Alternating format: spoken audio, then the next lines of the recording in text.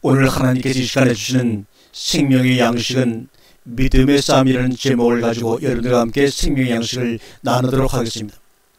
우리가 신앙생활을 하면서 하나님의 되심에 대한 생각을 자주 해야 될 필요성이 있다고 오늘 생각합니다. 다시 말하면 왜 그분이 우리의 하나님이 되시는가 하는 문제입니다.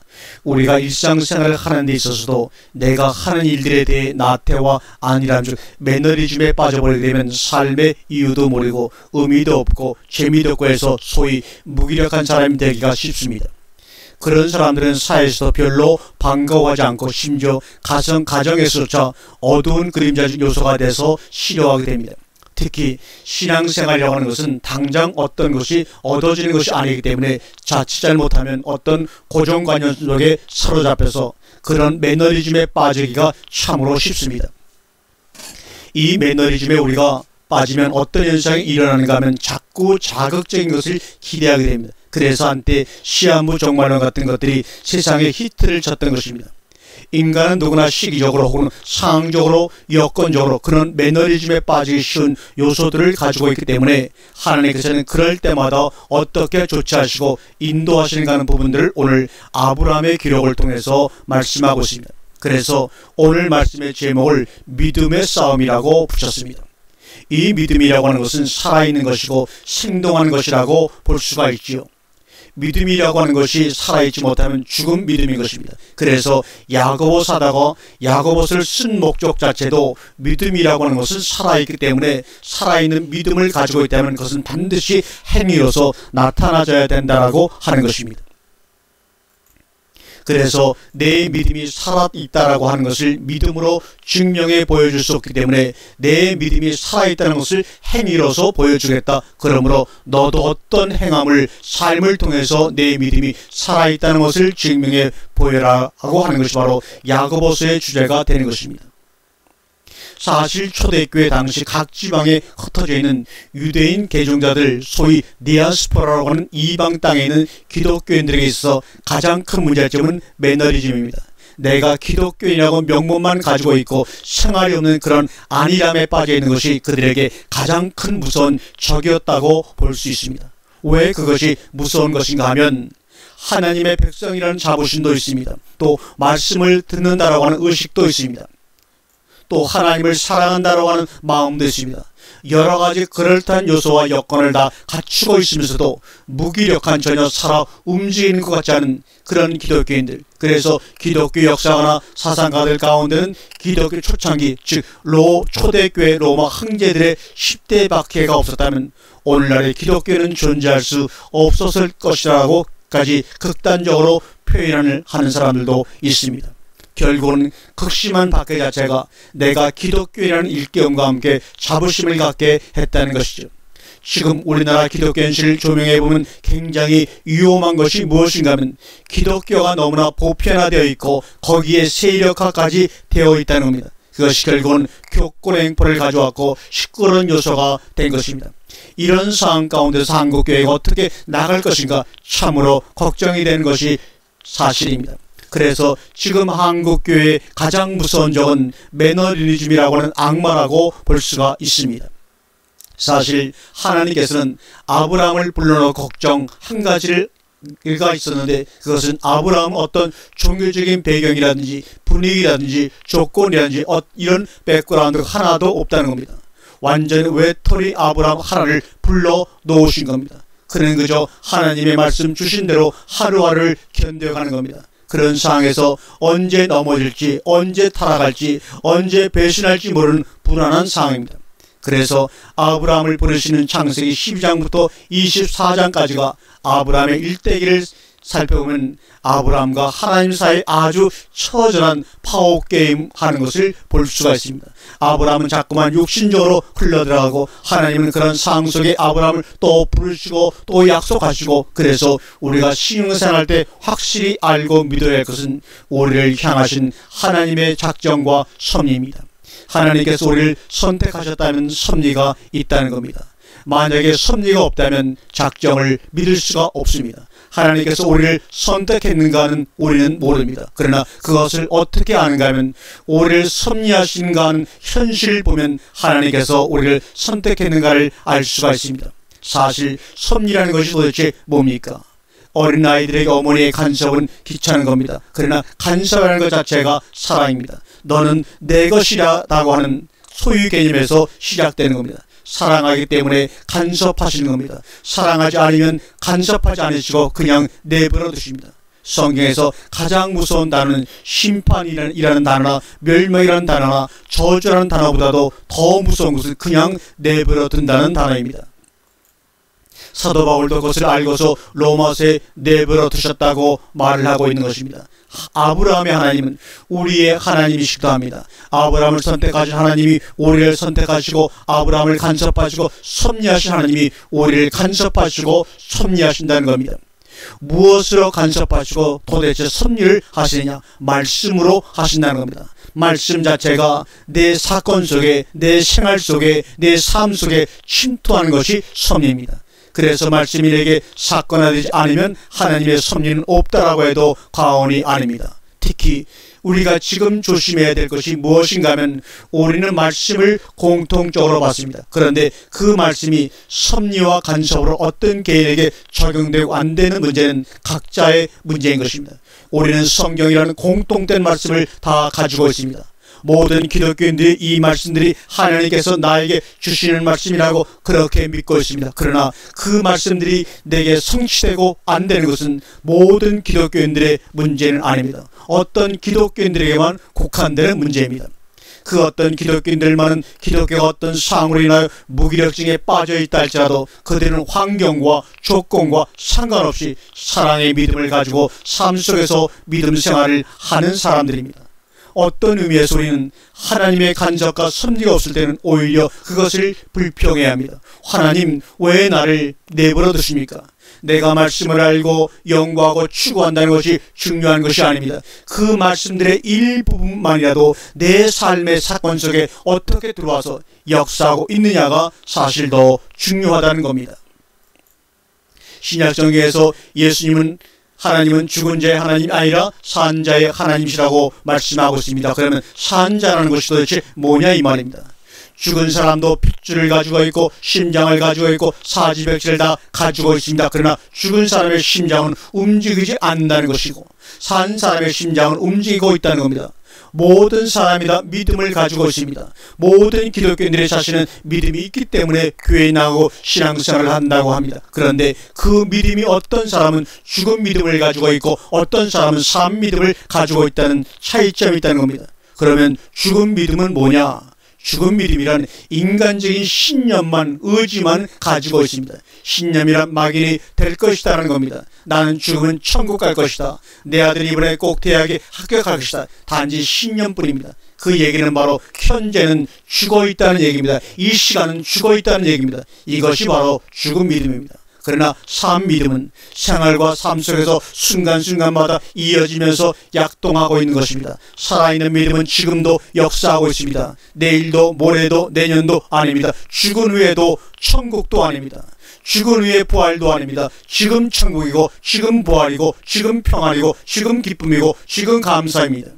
여러분, 아브라함의 믿음 가운데서 우리가 오해하기 쉬운 부분이 어떤 부분인가 하면 아브라함을 보내실 때 내 몸에서 날 자가 내 후손이 되리라는 약속을 했습니다. 그러나 지금 아브라함의 상은 무자식 상팔자입니다. 전혀 아무것도 없습니다. 단지 약속만 있습니다. 그러면 아브라함이 아들 이삭을 얻고 난 다음에 하나님의 말씀을 믿었느냐 아니면 무자식 상팔자 상 속에서 하나님의 말씀이 주어졌을 때 믿기 시작했느냐 하는 겁니다. 그렇습니다. 현실상은 무자식 상팔자인데 말씀은 주어졌습니다. 그런데 그 말씀이 내 속에서 약동하고 있다는 겁니다. 단지 말씀만 받았는데 이상스럽게 평안이 오고 이상스럽게 확신이 오고 담대함이 오는 겁니다. 그 실체가 오지 않아도 그 기쁨과 만족이 이미 와 있다는 겁니다. 그러니까 실체가 왔을 때는 오히려 무덤덤합니다. 100세의 독자 아들을 얻었을 때 아브라함이 까무라치고 뒤로 넘어져야 하는데 그렇지 않습니다. 왜요? 그것은 당연히 올 것이 왔을 뿐이라는 겁니다. 그게 소위 히브리서 저자가 말하는 믿음은 바라는 것들의 실상이라고 하는 겁니다. 우리의 불신이라는 것은 무엇인가 하면 현실화되고 나서야 믿는 겁니다. 그래서 사도 바울은 로마서 8장 후반부에서 보는 것을 누가 바랐냐라고 한 것입니다. 그것은 믿음이 아닙니다. 우리 그리스도인들의 축복이라고 하는 것이 무엇인가 하면 실제가 오지 않았어도 실제가 왔을 때 느끼는 감정과 기분을 충분히 만끽할 수 있다는 겁니다. 무엇 안에서요? 말씀 안에서. 그것이 바로 사랑입니다. 믿음이 없으면 인생의 하루하루가 허무뿐입니다. 오늘날 현대인들은 어떤 의미에서 자기가 목표하는 바를 다 이루었다고 볼 수가 있습니다. 그런데도 이 사회는 참으로 썩어가고 있고 문제 하나 제대로 해결되는 것이 없습니다. 그것은 왜 그러냐? 믿음이 없고 폐역한 세대이기 때문입니다. 믿음이 없는 것은 실체가 왔어도 별로 만족을 못합니다. 그러나 실체가 안 왔어도 믿음이 먼저 오면 실체가 온 것 이상의 기쁨과 만족을 얻을 수 있는 것이 말씀이 주는 참 믿음입니다. 아브라함이 정작 독자 이삭이라는 실체를 얻게 됐을 때 그가 무덤덤했다는 증거가 어디에 있느냐 하면 창세기 21장에서 아브라함이 아들 이삭을 얻었고 22장에서 모리아산 시험이 나옵니다. 그런데 21장에서 아브라함이 이삭을 얻었다는 사실에 대해서 그가 춤을 췄다든지 잔치를 벌였다든지 하는 한마디도 없고 단지 사라가 감격했다는 것만 기록을 하고 넘어갑니다. 그런데 22장의 모리아산 시험은 아브라함에게 말씀하시고 아브라함에게 실천을 강요하시는데 그 상황에서도 아브라함은 덤덤합니다. 그것은 이미 아브라함에게는 이삭이라는 실체를 통해서 하나님의 말씀이 온 것이 아니라 하나님의 말씀이라는 그 자체를 통해서 실체가 온 것 같은 체험을 한 것입니다. 그렇기 때문에 모리아 산상에 가서 제물을 바치라는 말씀이 왔을 때도 아브라함은 약간의 충격은 받았을지 몰라도 실제적으로 모리아산에 끌고 와서 장작 더미에다가 이삭을 묶어서 앉혀놨을 때는 오히려 무덤덤했습니다. 사랑하는 여러분, 천국을 아직도 기다리는 사람은 막상 천국에 가도 별 볼 일 없습니다. 아직도 예수 재림을 희망찬하는 세계 역사적 사건이다라고 하는 사람은 예수 재림이 실제적으로 일어나도 별로 대단치 않습니다. 이런 정도인가 하고 묵살합니다. 그런 외적인 상황이 하나도 일어나지 않은 상황 속에서도 그런 감격과 기쁨과 만족을 충분히 누리는 사람은 그 현실이 왔을 때도 무덤덤하게 맞이합니다. 어째서 하나님의 사람들의 입에서 애언이 나오느냐 하는 겁니다. 이사야 같은 사람들은 하나님의 나라가 왔을 때 어떤 사건들이 일어날 것이다 하는 것을 어떻게 그렇게 적나라하게 예언할 수 있었느냐 하는 겁니다. 그것은 이미 하나님의 말씀이 임했을 때 그런 상황이 왔기 때문입니다. 그것이 하나님의 신비이고 기독교만이 가질 수 있는 것입니다. 그것만 가지고 있으면 절대로 매너리즘에 빠질 수가 없습니다. 말씀을 받은 사람들이 세상이 재미가 없다든지 회의가 든다든지 오락가락한다지 하는 사람들 보면 참으로 이상한 생각이 듭니다. 이런 사람들은 다 죽은 사람들입니다. 산자라고 하는 것은 산재 하나님과 교통할 수 있고 친교할 수 있는 사람이라는 겁니다. 우리가 왜 고린도전서 2장에서 말하는 신령한 사람의 경지에 이르러야 되느냐 하면 영적인 사람만이 하나님과 교통할 수가 있기 때문입니다. 하나님은 여러분을 선택하고 부르신 사람에 대해서는 간섭하신다는 겁니다. 내버려 두시지 않는다는 겁니다. 창세기 12장을 보면 하란을 떠나서 가나안 땅에 들어온 아브라함에게 엄청난 약속을 하시고 바로 뒤이어서 그 땅에 엄청난 기근이 옵니다. 우리의 생각은 하나님도 참으로 이상한 분이네. 이 영의 아브라함을 갈대아 우리에서 불러내셨으면 좋은 환경과 조건을 주시지. 그래야 하나님께서 나를 살만한 곳으로 불러내셨구나 안도하고 살 수 있을 텐데 아니 왜 그 땅에 갑자기 없던 기근이 오게 했느냐 하는 겁니다. 만약에 그 땅에 풍년이 왔었다면 아브라함 틀림없이 매너리즘에 빠졌을 것입니다. 기근이 와야 사건이 일어나는 것입니다. 우리 믿는 사람들에게 계속적으로 사건이 일어나야 합니다. 평안이라고 하는 것은 사건이 없다는 얘기가 아닙니다. 기독교가 말하는 평안은 사건을 이기고 뛰어넘을 수 있다는 것입니다. 처음 말씀을 받고 신앙생활을 본격적으로 시작하는 아브라함에게 기근이 왔습니다. 그래서 애굽으로 내려갔습니다. 그것을 타락이라고 해석할 필요도 없고 배신이라고 말할 필요도 없는 겁니다. 기근이 왔으니까 애굽으로 갈 수밖에 없는 것 아닙니까? 그러니까 사실은 하나님이 그 땅에 기근을 주시면서 너는 애굽으로 가라는 얘기나 마찬가지입니다. 그래야 사건이 일어나니까. 그리고 자기 안에 살아도 너는 바로에게 내 누이라고 하라고 했다고 해서 그것을 아브라함이 믿음이 없다고 말할 수는 없는 겁니다. 우리 기독교인들이 반드시 알아야 될 것은 현실적 문화를 배척해서는 안 된다는 겁니다. 이게 무슨 말인가 하면 그때 당시 어여쁜 여자들은 바로의 아내가 될 수 있는 가능성, 이것은 그때 당시 어여쁜 딸들은 사람에게는 소망이요 영광이요 축복입니다. 그래서 그 어여쁜 여자가 바로의 아내가 될 가능성을 방해하는 것이다면 그것은 무조건 잘라버립니다. 왜요? 바로는 신이기 때문입니다. 그러니까 아브라함이 사라를 바로에게 주지 않으면 방해꾼으로 간주되어 죽을 가능성이 있다는 겁니다. 우리가 살기 위해서 애굽으로 피난 왔는데 괜히 너보고 아니라고 했다가 내가 죽을 필요가 있느냐. 그래서 성경 역사를 보면 그때 당시에 윤리 도덕 기준이 무엇인가를 알 수가 있습니다. 그래서 누이라고 해서 죽음을 피하자 그런 얘기입니다. 그 사건 속에 개입하신 하나님, 어떻게 아브라함에게 개입하시고 어떻게 아브라함에게 역사하셔서 어떻게 아브라함을 해결하시고 어떻게 그 결과를 풍족하게 해 주실 것인가 하는 시나리오를 딱 만들어 놓고 보내신 것입니다. 그것이 바로 하나님의 섭리입니다. 그래서 아브라함으로 하여금 하나님은 가나안 땅에서만 역사하시는 하나님이 아니시구나, 애굽 땅에서도 역사하시는 하나님이시구나, 하나님의 말씀은 내게만 역사하시는 하나님의 말씀이 아니고 애굽 바로 왕에게도 역사하시는 하나님이시구나, 그 하나님은 바로보다 더 위대하신 하나님이시구나를 깨닫게 해서 아브라함에게 더더욱 확실한 믿음을 심어주십니다. 믿음의 싸움이라는 겁니다. 지금 아브라함의 수준에서 말씀만 붙잡고 나갈 사람은 아닙니다. 하나님께서 아브라함을 어떻게 키우신가를 잘 보라는 겁니다. 사건 속에서 역사하시는 하나님이십니다. 창세기 13장에서 아브라함의 신앙이 한 발짝 진보한 것을 볼 수가 있습니다. 창세기 13장에서 조카 롯과 분갈합니다. 여기서 우리는 아브라함의 인간상인 양보자의 모습을 보게 됩니다. 그 조카가 그돌라오메에게 잡혀갔음을 알고 아브라함은 318명의 정예군을 이끌고 14장에서 찾아옵니다. 거기서 멜기세덱을 만납니다. 15장에서 또 사건이 일어납니다. 이런 과정을 우리가 쭉 요약해놓고 보면 하나님의 방식이 무엇인가 하면 말씀에 넣으시고 그리고 그 사건 속에 개입을 하신다는 겁니다. 무슨 말씀인가 하면 생활 속에 믿음을 강요하시는 것을 볼 수 있습니다.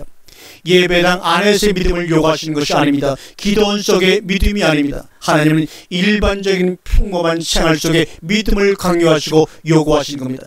이것이 구원이고 이것이 하나님과의 사귐이고 이것이 하나님과의 동행이고 이것이 하나님의 자녀이고 백성인 것입니다. 이 간섭하심과 개입하심 없으면 우리는 이 세상에서 아무것도 못합니다. 왜 믿음으로 구원받는다고 그러면서 행위대로 심판을 받는다라는 말을 하느냐. 그것은 믿음은 살아있고 살아있는 것을 일한다는 겁니다. 아브라함이 모리아 산에 가서 독자 이삭을 바칠 때도 독자 이삭을 얻는 일보다 바치는 일이 더 중요합니다. 왜 그런지 아십니까? 얻는 것은 내 기쁨이지만 바치는 것은 하나님의 기쁨이기 때문입니다. 만약에 아브라함이 독자 이삭을 하나님께 바꿔서 바치는데 주저하고 거부했다면 아브라함은 하나님의 사람이 아닙니다. 우리는 언제든지 우리들의 문제가 해결되고 얻는 것에는 관심이 많고 열심인데 우리 자신을 그분께 드리는 데는 주저하고 머뭇거린다는데 문제가 있는 겁니다. 그것은 우리 신앙이 아브라함의 신앙이 아니라는 겁니다. 우리가 일하는 것 다 하나님께 바치는 겁니다. 아브라함은 자기 자신을 바치는 것보다 더 귀한 독자 이삭을 바치는 데 있어서 결코 주저하지 않습니다. 하나님 제일 귀한 것은 자기를 포기하는 것뿐만 아니라 자기를 드리는 겁니다. 사랑하는 성도 여러분, 하나님은 우리에게 말씀을 주셨습니다.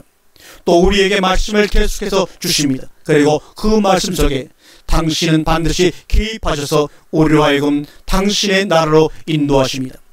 주님의 말씀 속에 당신이 개입하셔서 나로 하여금 당신의 자녀다운 자녀 되게 하심이 있습니다. 하나님의 말씀이 우리의 생활이 되지 않으면 하나님의 개입도 없습니다.